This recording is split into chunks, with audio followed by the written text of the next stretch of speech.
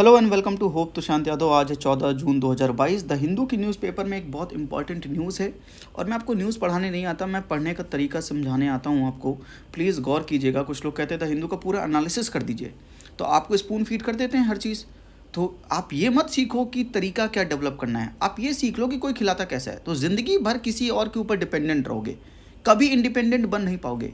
तो जब भी हम टेक्नोलॉजी की बात करते हैं, अगर आप इस संदर्भ में समझें, इस कॉन्टेक्स्ट में समझें, तो इंडिया पहले क्या करता था, हर चीज़ का इंपोर्ट कर लेता था, उस चीज़ को बनाने की कोशिश नहीं करता था कि टेक्नोलॉजी अगर आपने लाई है अपने घर पे तो टेक्नोलॉजी कैसे बनाई गई है, उस टेक्नोलॉजी को खुद उसकी रिवर्स इंजीनियरिंग करके खुद उसको डेवलप करना सीखे। ये काम नहीं करता था। अब ये बोलता है इंडिया कि आप टेक्नोलॉजी का ट्रांसफ़र कीजिए और हमें भी सिखाइए कि कैसे करते हैं आप।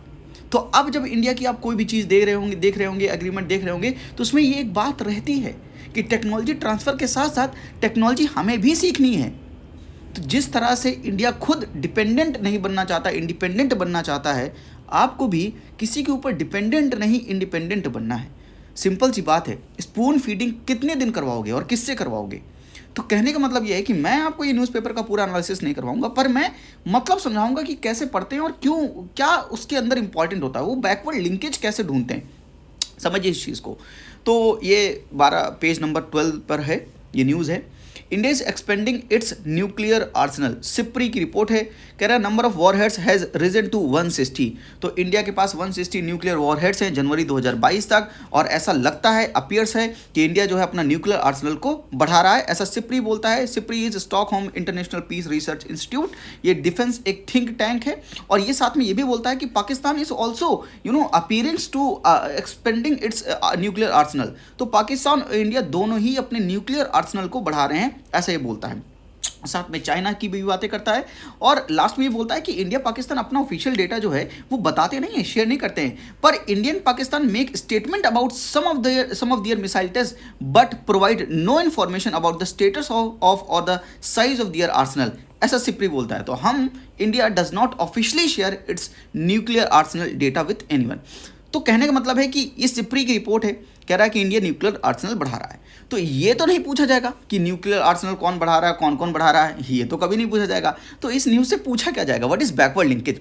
बैकवर्ड लिंकेज ये है सर, पूछा जाएगा कि इंडिया की न्यूक्लियर पॉलिसी क्या है, न्यूक्लियर डॉक्ट्रिन क्या है, नो फर्स्ट यूज पॉलिसी क्या है, एटम फॉर पीस इनिशिएटिव जब 1954 में आया तो उसको क्यों लाया गया, यूएसए ने क्यों लाया इस चीज़ को, साथ में इंटरनेशनल एटॉमिक एनर्जी एजेंसी क्या है, इसके फंक्शन क्या है, ये काम क्या करता है, ये पीटीबीटी पार्शियल टेस्ट बैंड ट्रीटी क्या है, ये कॉम्प्रिहेंसिव टेस्ट बैंड ट्रीटी क्या है, ये नॉन प्रोलिफरेशन ट्रीटी क्या है। इस ट्रीटी को अगर इंडिया ने साइन नहीं किया तो क्यों नहीं किया, क्या चैलेंजेस थे, और न्यूक्लियर सप्लाई ग्रुप क्या होता है। दीज आर बैकवर्ड लिंकेज, ये आपको पढ़ना है अपने नोट से। तो द हिंदू का न्यूज़पेपर खोला, आपने ये न्यूज़ पढ़ी, इस न्यूज़ के बाद आपको रिवाइज क्या करना है, इंस्टेंट रिवाइज क्या करना है, इंस्टेंट चीज़ें ये रिवाइज करनी है, ताकि ये आपके दिमाग में एकदम ताज़ा ताज़ा बनी रहें। और ऐसे कर करके आप जब द हिंदू का न्यूज़पेपर रोज़ पढ़ते आप बहुत ढेर सारी चीज़ें रिवाइज कर लोगे। This technique will help you in retention of the things. आपको बार बार नोट्स पूरे रिवाइज नहीं करने पड़ेंगे, जो मेन इंपॉर्टेंट चीज़ें हैं वो ऑटोमेटिकली बार बार आपकी रिवाइज होती रहेगी। तो न्यूक्लियर पॉलिसी डॉक्ट्रिन क्या है, ये आईएईए क्या करता है, पीटीबीटी क्या है, सीटीबीटी क्या है, एनपीटी क्या है, और एनएसजी क्या है, आपको ये समझना पड़ेगा। क्या एनएसजी का मेंबर होने के लिए एनपीटी का मेंबर होना चाहिए, ये सारे सवाल, ये जो कॉन्सेप्चुअल चीज़ें हैं इसके अंदर, वो आपको समझनी पड़ेगी। आई होप कि आप यहाँ पर तरीका समझ गए। दूसरी न्यूज़ पे चलते हैं हम, जो इकॉनमी के पर्सपेक्टिव से इंपॉर्टेंट है। और इकॉनमी में हमेशा आपको देखिएगा पैटर्न क्या रहता है यूपीएससी प्री में, तो आपको कॉन्सेप्चुअल चीज़ें पूछने की कोशिश करता है। मैंने आपको 1000 बार ये चीज़ बताई हैं कि वो कॉन्सेप्चुअल पूछेगा, ये डेटा नहीं पूछेगा कि कब से कितना बढ़ गया, सेंसेक्स कितना पॉइंट उठ गया, ये सब कोई डेटा नहीं पूछेगा। ये headline itself is important, headline he important है और कुछ इंपॉर्टेंट नहीं है। इसके पीछे का कॉन्सेप्ट इंपॉर्टेंट है और कुछ इंपॉर्टेंट ही नहीं है। कैसे? कह रहा है फेडरल रिजर्व इंटरेस्ट रेट बढ़ा रहा है तो रुपया वीकेंस हो रहा है। कैसे? आपको ये सोचना है कि ये चीज़ अगर वो बोल रहा तो कैसे हो रहा। अगर यूएसए का फेडरल रिजर्व अपने इंटरेस्ट रेट बढ़ाएगा तो समझो वहाँ पर इन्वेस्ट करना बड़ा प्रॉफिटेबल होगा, क्योंकि वहाँ पर इंटरेस्ट रेट आपको रिटर्न बढ़िया मिलेगा। तो इंडिया में जितने भी फॉरेन पोर्टफोलियो इन्वेस्टर्स है वो क्या करेंगे, अपना पैसा इंडियन मार्केट से खींचेंगे, शेयर मार्केट से, बॉन्ड मार्केट से अपना पैसा खींचेंगे और भाग जाएंगे कहाँ पर, यूएसए भाग जाएंगे। तो अगर इंडिया से डॉलर का आउटफ्लो होगा तो डॉलर की सप्लाई कम हो जाएगी, लेकिन डॉलर की डिमांड तो हम करते हैं, हमें इंपोर्ट करना रहता है। तो डॉलर की सप्लाई कम है, डिमांड ज़्यादा है, तो उसकी वजह से क्या होगा, डॉलर मजबूत होगा। और अगर डॉलर के सामने रुपया है, एक मजबूत हो रहा है तो दूसरा कमजोर होना पड़ेगा। भाई मैं और आप लड़ रहे हैं, तो अगर मैं मजबूत हो रहा हूं तो आप कमजोर हो रहे होंगे, नहीं तो साइमल्टेनियसली दोनों मजबूत नहीं हो सकते हैं, क्योंकि एक दूसरे के रिलेशन में है। तो अगर डॉलर की सप्लाई कम है, डॉलर की डिमांड ज़्यादा है, तो डॉलर मजबूत हुआ तो रुपया कमजोर हुआ, रुपया कमजोर हुआ उसी को तो हम डेप्रीशिएशन बोलते हैं, उसी को हम डेप्रीशिएशन बोलते हैं। तो ऐसा क्यों बोल रहा है कि रुपया वीकेंस, इसीलिए वीक हो रहा है क्योंकि फेडरल रिजर्व जब भी इंटरेस्ट रेट हाई करता है तो सारा जो कैपिटल का आउटफ्लो होने लगता है और उसकी वजह से रुपया का डेप्रीशिएशन होने लगता है। न्यूज़ में ये जो चीज़ दी है, ये कॉन्सेप्ट इटसेल्फ इज इंपॉर्टेंट। इसके पीछे का कॉन्सेप्ट आपको, ये बैकवर्ड लिंकेज था, ये पता होना चाहिए, ये कॉन्सेप्ट पता होना चाहिए। तो आपने ये चीज पढ़ ली। साथ में जैसे कि यहां पर लिखा है, India coal imports likely to drop by 11% to 186 million tonne in financial year 23। इसके हिसाब से कौन सा एक्ट इंपॉर्टेंट होना चाहिए, आपके दिमाग में तुरंत एक बैकवर्ड लिंकेज आना चाहिए। मिनरल लॉज अमेंडमेंट एक्ट जो आया था 2021 का, वो इंपॉर्टेंट है।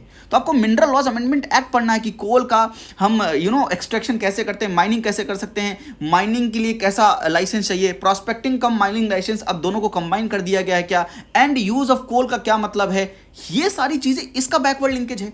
अगर आप बात समझ रहे हैं। साथ में पहले द हिंदू के सबसे पहले पेज पर हेडलाइन है, मैं दिखाता हूं, retail inflation ईजेस to 7.04%।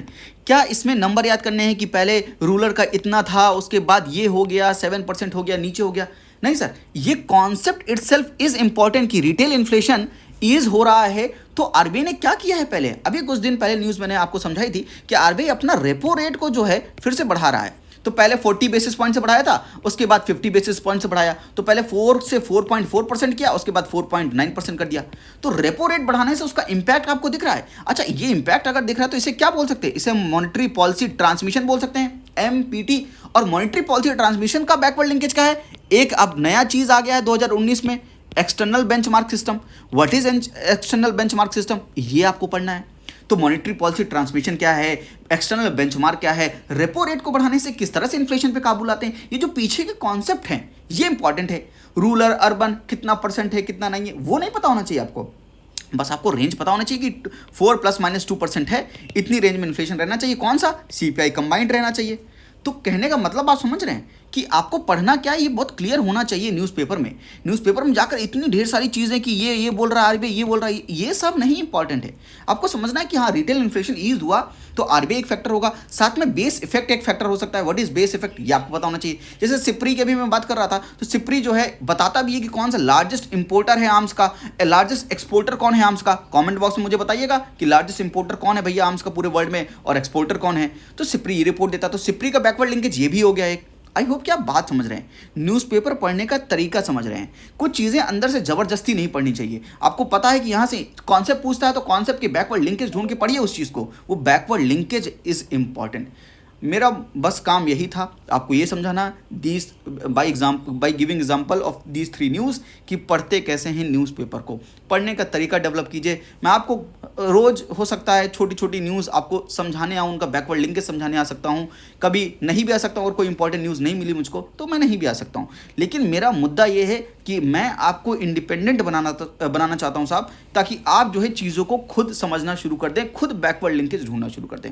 I hope कि आपको ये लेक्चर पसंद आया होगा, क्योंकि मैंने पढ़ाया तो आपको कुछ नहीं, तो हो सकता नहीं भी पसंद आया हो, क्योंकि आदत जब बैठ जाती है ना कि हाँ पीडीएफ चाहिए, उसमें सब कुछ लिखा होना चाहिए, और वही स्पून फीडिंग की आदत होती है, तो बहुत लोगों को वीडियो पसंद नहीं भी आती होगी, हो सकता है। लेकिन अगर आपको आई हो तो लाइक ज़रूर कर दीजिएगा, शेयर कर दीजिएगा, एंड चैनल को सब्सक्राइब ज़रूर कर लीजिएगा। आज के लिए इतना ही। थैंक यू, नमस्ते, जय हिंद।